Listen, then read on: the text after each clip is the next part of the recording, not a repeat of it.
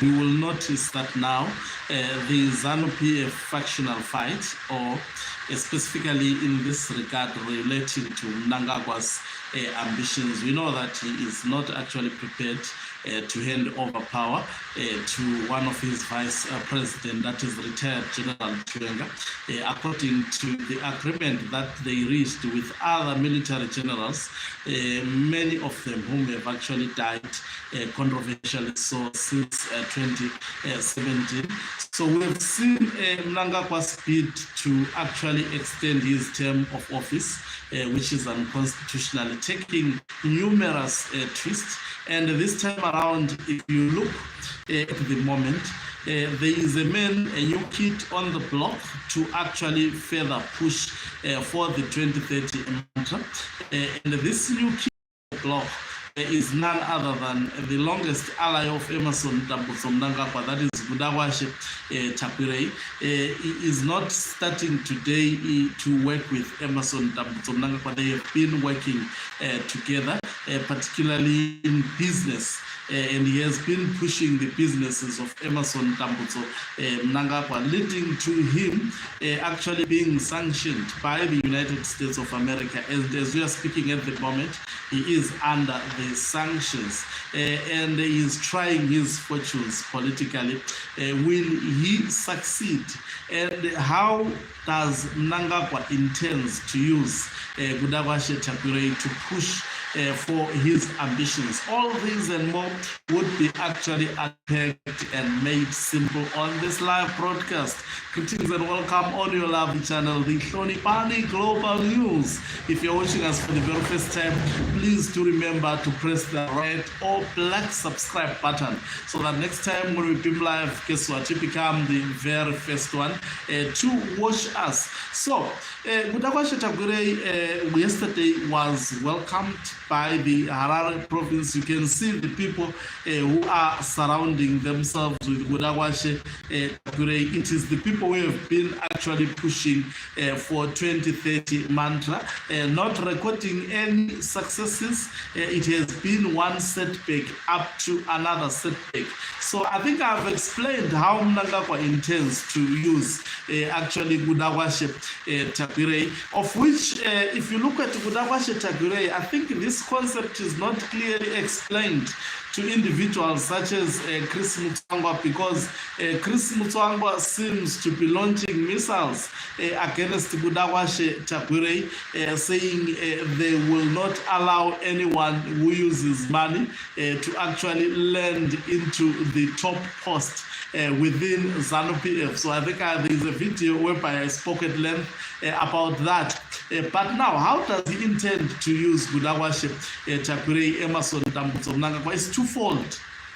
Kudakwashe Tagwireyi is busy at the moment. Remember, Mnangagwa has been actually, especially Blessed Case, has attacked Mnangagwa based on corruption, unpacking all corrupt activities, and also has attacked Mnangagwa based on association with individuals such as Kudakwashe Tagwireyi and Wicknell Tivayos and others. So now, bringing this fellow into the politics, what we have noticed with the activities that he has done so far is that Mnangagwa is looking forward for this man challenge the narrative that has been put out in the public domain by individuals such as Blessed Keza, that Mnangagwa is surrounding himself with corrupt individuals, and he has been siphoning the state resources using these individuals. So an individual like Kudakwashe Tagwireyi is coming into the politics to want to defend Emerson Mnangagwa and to bring a narrative that will try, or it's an attempt to actually erase the damage that has been done by the Blessed Keza revolution, of which I don't think they will heal from that particular damage. So Kudakwashe is coming to the fore, actually portraying Mnangagwa as a successful business person, as someone who has actually run successful projects, as someone who is after after developing Zimbabwe. That is point number one. Point number two, why is he bringing Kudakwashe Tagwireyi? If Kudakwashe Tagwireyi successfully implement the mission that he is sent to do, most probably is promised deputy presidency to take over from retired General Chiwenga. Remember, retired General Chiwenga's position is not a safe position. I mean, he's an appointed person. Mnangagwa has appointing authority, and he does so at his own discretion. The Constitution does not even allow him to give the reasons. You cannot even take to court to say, can you explain why did you take a decision to fire one of your vice president? It is the prerogative according to the Constitution of Zimbabwe, and I think constitutions of many other countries, president to appoint and disappoint cabinet members. So that is how weak the position of retired General Chiwenga is. So if Kudakwashe Tagwireyi successfully achieve, especially projecting the narrative that Mnangagwa envisages to see publicly, then he may reward him with the position of vice president. We may see actually Kudakwashe Tagwireyi contesting the vice presidency of retired General Chiwenga. But is that a possibility? I think Blessed Geza has given us a clue that would not happen. In fact, he has warned Kudakwashe Tagwireyi that he is a boy. Blessed Geza called him a boy and said there is absolutely nothing you are going to do, of which the intelligence of Blessed Geza saw Kudakwashe Tagwireyi coming.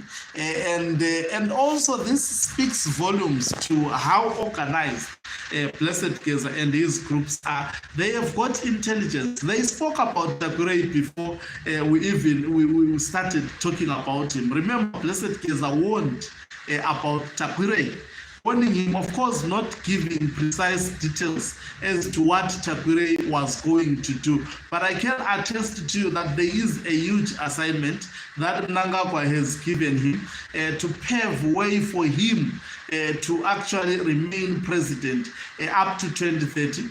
This would be the third attempt done by Emmerson Mnangagwa, foiling by the way. Numerous attempts have been foiled. So there is absolutely a high probability that this one will also foil, will also fail in a big way. Mnangagwa knows that he's actually gambling. That is why as an individual, he cannot speak about going up to 2030. He knows that that is unacceptable, especially from the people who put him to power, who are his heartbeat. He understands it quite clearly. The day he will start to speak like your Kudakwashe Tagwireyi and these other reckless ZANU-PF members, he knows that that would be the last day for him politically. Thank you very much for watching us. If you're watching us for the very first time, please do remember to press the red or black subscribe button so that next time when we beam live, you become the very first one to watch us. You can financially support this channel by pressing the join button and be part of our members who are the heartbeat of this channel. You can equally do so by pressing the thanks button and send our stars. Okay, moving. It's quite cold here.